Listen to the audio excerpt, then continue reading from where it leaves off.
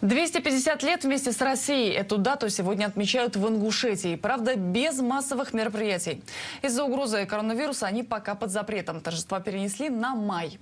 Чем живет республика и чего добилась за последние годы, расскажет Андрей Чистяков. Магомед шагает с азартом. Так зовут жеребца, который встречает под седлом туристов. Горная часть республики уникальна. Столетия не меняет особую каменную красоту. Уже буду жигить в седле, с папахой, с кинжалом, со всем атрибутом, как говорится. И туристы не прогадают? Туристы не прогадают, если будут сюда приезжать.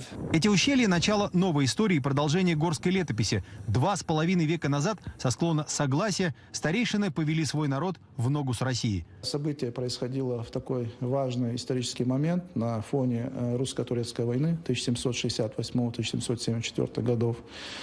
И в политическом плане это событие, конечно, имело важное значение, в том числе и для России, потому что это было обозначение присутствия непосредственно России здесь, на Центральном Кавказе.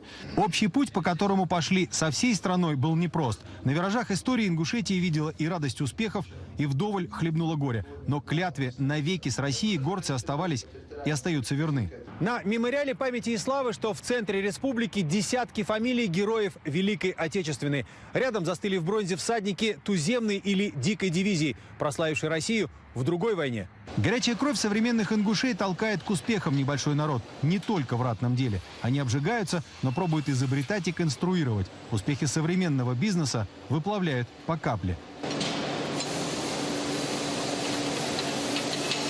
Горячо не только в цехах радиаторного завода. Особый сорт тепличных ягод, первых таких на Кавказе, созревает в небольших рукотворных парниках.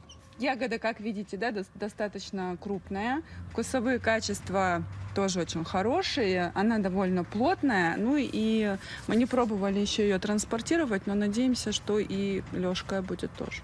Самая молодая республика юга страны продолжает расти. Потомков горцев, шагнувших в новую жизнь с Россией, больше полумиллиона. И им продолжать клятву, данную старейшинами 2,5 века тому назад.